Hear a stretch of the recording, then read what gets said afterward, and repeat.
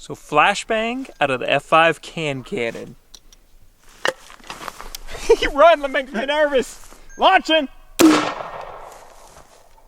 Sweet. Thanks for joining me today, guys. This video is going to be a blast and it's made possible by our friends over at Acre Gold. Go to getacregold.com and you can start investing in gold for as little as $50 a month. When the value of your payments equals the value of a 2.5 gram bar, they start sending you these bars so you can start stacking them up in your safe. Click the link down below to learn more. Now let's start blowing some stuff up with Ordnance Lab. Okay guys, Dustin here, and we have Sean with Ordnance Lab, and we've had a fun few days. Yes, we have. Blown up some trees, frag grenades, and other things, but what we have is a F5 cannon, but we forgot all the cans. So Sean said we have some more fun stuff we can launch from it though. We do. And so what we're going to do is we did some filming yesterday. We're actually doing this out of sequence. We launched a flashbang out of an ALS-09 single-use flashbang, or sorry, reloadable flashbang. Right. Launched that out, got some real hang time. It looked really cool with in the evening light. That was cool. And so what we're going to do is we're going to go out here. We're going to try it with a pipe bomb here. We're going to put a fuse in it, launch it out there and do that, and then we're going to turn into a literal grenade launcher. This right here is a Russian type body that we got, but we have an interface with a real M213 American grenade fuse, same one you'd find on an M67 fragmentation grenade. And the way it's going to work is we're going to drop it down here into the barrel. We're going to pull the pin on the grenade and then fire it, so whenever it comes out, the spoon comes off, the grenade goes flying down range, and it goes boom. It's crazy. Yeah, so as we go along, we'll show some footage of us going out there and testing it to see how well the blanks worked. We had a lot more success with the factory blanks from these than we did with the ones that came with the X Products one. We tried a couple of the factory loads from X Products, and it went like dink, like 5 feet away. That's a little scary. Yeah, it would not have been acceptable. Looks like that the blanks from F5 are actually much more powerful and they can actually lob the grenade, but you'll be able to see that in the video for how far it went downrange in the testing. Sounds a bit dangerous, but hey, you're the man to pull it off, so let's do it. We're gonna start off small and safe. This is actually, this grenade they filled with a smoke solution. Allegedly. Allegedly? What's that? Oh crap! So anyway, hopefully it doesn't blow up and it just makes a nice smoke, and it's a nice safe way for me to get started doing this. All right.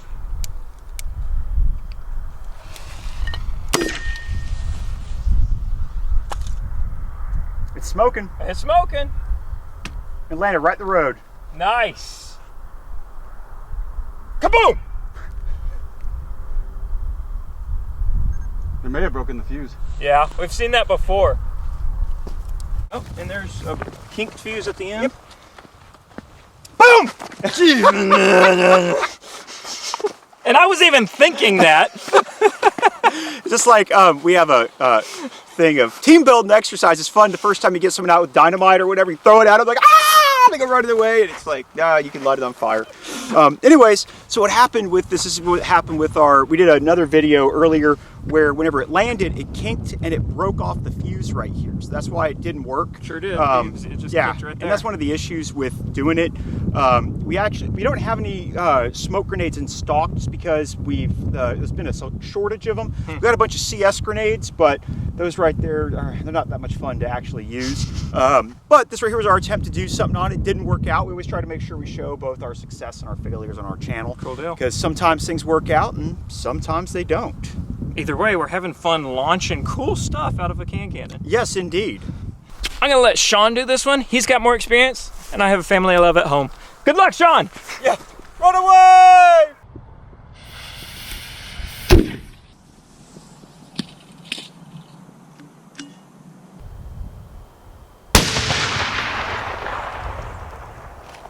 Big boom.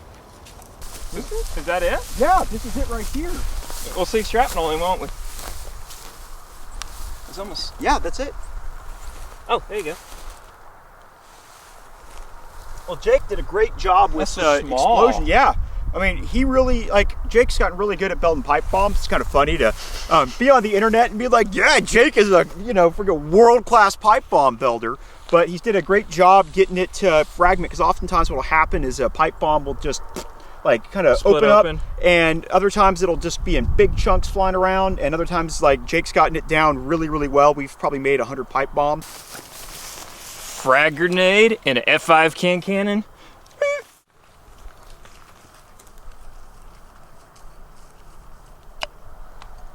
Pin's gone.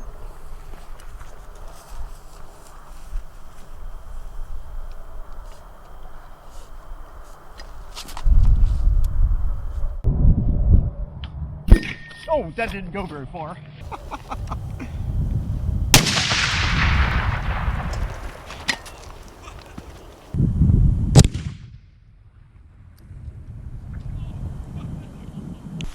That one didn't go very far. No, it didn't. Oh my God! Is on the video. I was like, oh, that didn't go very far. I'm like, whoop. Yikes. That was close, wasn't it? Yeah. Huh. Now, when we practiced, we got them a little bit further. Yeah. So I don't know. It was pretty funny. We haven't watched the video. Apologize. We didn't get a chance really to explain what we're going to be doing because we're losing daylight. But it's pretty funny. Like I fired it. I was like, okay, that didn't go very far. I saw it go boop. I was like, oof. Could have thrown it further. Yeah, I literally could have thrown it further. Well, you know, we of course we just CGI'd faked it. So right. The whole thing's been simulated. But you can see what the grenade did. It landed like literally we could have thrown it further. So I got a nice little crater. Yeah, we've seen in other videos where we've been able to launch it further. We did a video like this with the X products where we loaded some really hot blanks. So I don't want to say anything bad about the 5F launcher, just because this right here could be dependent upon the blanks. There's a lot of issues or a lot of things that could have been in there. And if we were to do some hotter blanks, like with our friend Brian, not Cody. That's our way we refer to him always in our videos. But like, had he been here with some of his hotter loads, that right there could have probably gotten it further. A little further. Yeah. So again, there's a lot of variables that that could have caused it to not go this far. And again, at the end of the day, it was safe. We launched it, and the fuse worked as designed with it coming off. Well, the pipe bomb's heavier, right? Yeah, and it made it further. Same blanks. Yeah. Who knows? Yeah, I don't know. But the main thing is, hey, we got it away from us whenever it went off, and you always want to make sure that distance is your friend whenever you deal with explosive ordnance. Yes, sir. And so you want to make sure that whenever it goes boom, that you're either very far away or you can't see it. And so we got that wall right there that fired it off, and I was very happy to be behind it, especially whenever I was like, oh, it didn't go far. I was like, oh crap, oh boy. I'm glad I went ahead and let you did that. Yeah, so what we've got is that ordinarily the can cannon and the 5F, or 5, F5. Right? F5, sorry, I'm ADHD and Just get them at topshotdustin.com. It don't matter. Yeah, exactly. As long as you get them from Dustin, just the things on Dustin's website, buy them. But what it is that those right there are controlled by ATF as basically a signaling device. Right. Because there's an exemption for anything that's a destructive device is exempted if it's a signaling device.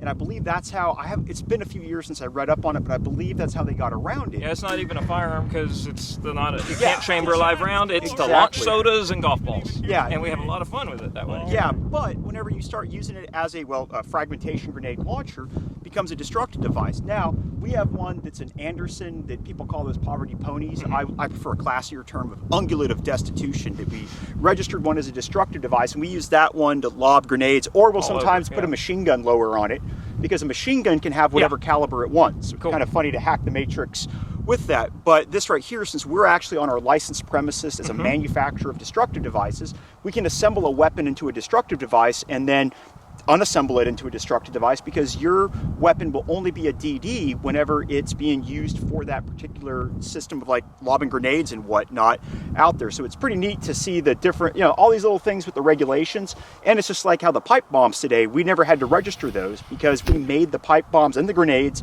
here at our licensed premises and then destroyed them, and you can't register something that doesn't exist. So there's no record of those items except for with our explosives records, like our A&D books, our acquisition and disposition books for our FFL. Those won't have any record of it, but our FEL, our Federal Explosives License records, will log that, hey, we manufactured a fragmentation grenade and then expended it on the same day. And that's how we keep track of stuff. Cool deal. So, all right.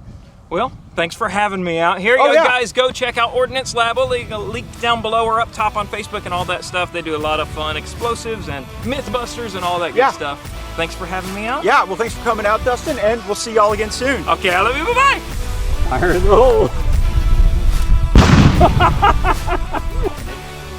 Filming, I don't know, 3 pounds, actually, it's a safety, like a lot of firearms and